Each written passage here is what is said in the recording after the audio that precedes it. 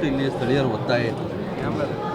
ಇದೇ ಸ್ವಾಭಾವಿಕವಾಗಿ ಪ್ರೀತಿ ಇದೆ, ಪ್ರೀತಿಸಿದ್ದಾರೆ, ಮನಸ್ಪೂರ್ವಕವಾಗಿ ಪ್ರೀತಿ ಕೊಟ್ಟಿದ್ದಾರೆ. ಅಂದರೆ ಕಳೆದ ಚುನಾವಣೆಯಲ್ಲಿ ಎಲ್ಲೋ ಒಂದು ಕಡೆ ಓವರ್ ಕಾನ್ಫಿಡೆನ್ಸು ನಮ್ಮ ಮುಖಂಡರುಗಳಲ್ಲಿ ಹೆಚ್ಚಿದ್ದಂಥ ಸಂದರ್ಭದಲ್ಲಿ ಅವರೇ ಒಪ್ಕೊಳ್ತಾರದು. ಅದೇನು ಆಫ್ ದ ರೆಕಾರ್ಡ್ ನಾವು ಮಾತಾಡಬೇಕಾರೋ ಇಲ್ಲ ಒಂದು ಕಡೆ ಸ್ವಲ್ಪ ನಾವೇ ಎಡು ಬಿಟ್ವಿ ಅಂತಕ್ಕಂಥದ್ದು ಅವ್ರ ಮನಸ್ಸುಗಳಲ್ಲಿದೆ. ಬಟ್ ಜನ ನಮಗೆ ಈಗ MP ಚುನಾವಣೆಯಲ್ಲಿ ಹಿಂದೆ ನಮಗೇನು ಓಟ್ ಬರ್ತಾಯಿತ್ತು ಅದೇ ಮಟ್ಟದ ಓಟ್ ಕೊಟ್ಟಿದ್ದಾರೆ. ಎಲ್ಲೂ ಹೋಗಿಲ್ಲ, ವೋಟರ್ಸ್ ಇದ್ದಾರೆ, ಪ್ರೀತಿಸ್ತಕ್ಕಂಥ ವರ್ಗ ಇದೆ.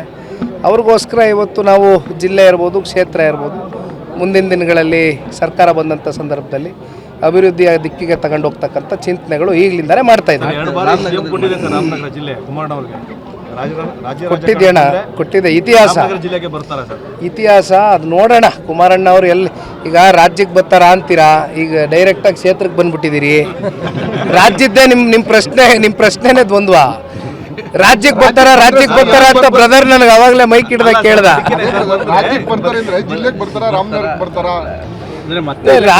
ರಾಜ್ಯಕ್ಕೆ ಬರ್ತಾರ ಅಂತ ಕೇಳಿದಿರಲ್ಲ, ಅದಕ್ಕೆ ಉತ್ತರ ಕಂಡಿಡ್ಕೊಂಡ್ಮೇಲೆ ಮತ್ತೆ ಜಿಲ್ಲೆ ಯಾವುದು ಕ್ಷೇತ್ರ ಯಾವ್ದು ತೀರ್ಮಾನ ಆಯ್ತದೆ. ಸರ್, ಇವತ್ತು ರಾಜ್ಯಪಾಲರು ಇದಕ್ಕೆ ಆಕ್ಷೇಪ ವ್ಯಕ್ತಪಡಿಸಿ ಕಾಂಗ್ರೆಸ್ ಪ್ರತಿಭಟನೆ ಮಾಡಿದ್ದಾರೆ. ರಾಜ್ಯಪಾಲರನ್ನ ತಡೆದಿ ನೋಡಿಪ್ಪ, ಘನತೆ ಹೊತ್ತ ರಾಜ್ಯಪಾಲರಿಗೆ ಅವ್ರ ಸ್ಥಾನಕ್ಕೆ ಒಂದು ಗೌರವ ಇದೆ. ಅವರು ಏನು ಓದಬೇಕು, ಎಷ್ಟು ಓದಬೇಕು, ಒಂದು ಪ್ಯಾರಾಗ್ರಾಫ್ ಓದಬೇಕಾ, ಒಂದು ಸೆಂಟೆನ್ಸ್ ಓದಬೇಕಾ, ಅಥವಾ ಒಂದು ವರ್ಡಲ್ಲಿ ಕ್ಲೋಸ್ ಮಾಡಬೇಕಾ ಅಂತಕ್ಕಂಥದ್ದು ಅವ್ರಿಗೆ ಬಿಟ್ಟಿರ್ತಕ್ಕಂಥ ವಿಚಾರ. ಎಲ್ಲೋ ಒಂದು ಕಡೆ ಅವ್ರಿಗೆ ಮುಜುಗುರ ತಂದು ಕೊಡ್ತಕ್ಕಂಥ ಸನ್ನಿವೇಶದಲ್ಲಿ ಅವ್ರನ್ನ ದೂಡಿದಂಥ ಸಂದರ್ಭದಲ್ಲಿ ಘನತೆ ಹೊತ್ತ ರಾಜ್ಯಪಾಲರು ಅವರ ಘನತೆಯನ್ನು ಇವತ್ತು ಈ ರಾಜ್ಯದ ಜನತೆ ಮುಂದೆ ಕಾಪಾಡ್ಕೊಳ್ಬೇಕಾಗಿದೆ.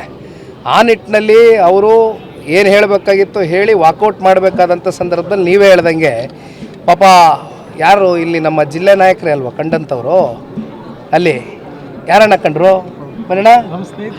ನಮ್ಮ ಸ್ನೇಹಿತರು, ಎಲ್ಲ ಹಳೆ ಸ್ನೇಹಿತರುಗಳು, ನಿಮಗೂ ನಮಗೂ ನೋಡೋಣ ಬನ್ನಿ. ಆದರೆ ಒಂದು ಹೇಳ್ತೀನಿ, ರಾಜ್ಯ ಸರ್ಕಾರ ಕೇಂದ್ರ ಸರ್ಕಾರ ಎರಡೂ ಸಂಘರ್ಷ ಮಾಡ್ಕೊಂಡು ಹೋದರೆ ಬಡವಾಗೋದು ರಾಜ್ಯದ ಜನತೆ. ಒಂದು ಅರ್ಥ ಮಾಡ್ಕೊಳ್ಬೇಕಾಗಿರ್ತಕ್ಕಂಥ ಇದೇದೋ ಮನ್ರೇಗಾ ವಿಚಾರ ಮಾತಾಡ್ತಾರೆ, ಜಿ ರಾಮ್ಜಿ ಹೆಸರು ಚೇಂಜ್ ಮಾಡಿಬಿಟ್ರು. ಹೆಸರು ಚೇಂಜ್ ಮಾಡಿರೋದಲ್ಲ ರೀ ಪ್ರಶ್ನೆ. ಟೆಕ್ನಿಕಲಿ ಏನೇನು ಫಾಲ್ಟ್ಸ್ಗಳಿತ್ತು, ಎಷ್ಟು ಡಿಫಾಲ್ಟ್ಗಳಿತ್ತು, ಕೂಲಿ ಕಾರ್ಮಿಕರಿಗೆ ಸಿಕ್ಕಬೇಕಾಗಿರ್ತಕ್ಕಂಥ ಸವಲತ್ತುಗಳು, ಯಾರ್ಯಾರೋ ಲೀಕೇಜಸ್ಗಳು, ಆಮೇಲೆ ಫೇಕ್ ಗೋಸ್ಟ್ ಕಾರ್ಡ್ಸ್ಗಳನ್ನ ಮಾಡಿಕೊಂಡು ಏನೇನು ಆಗಿದೆ, ಎಷ್ಟಾಗಿದೆ ವಿಚಾರಗಳು, ಇದನ್ನು ಸರಿಪಡಿಸ್ತಕ್ಕಂಥದ್ದಕ್ಕೆ ಟೆಕ್ನಿಕಲಿ ತಗೊಂಡಿರ್ತಕ್ಕಂಥ ತೀರ್ಮಾನ.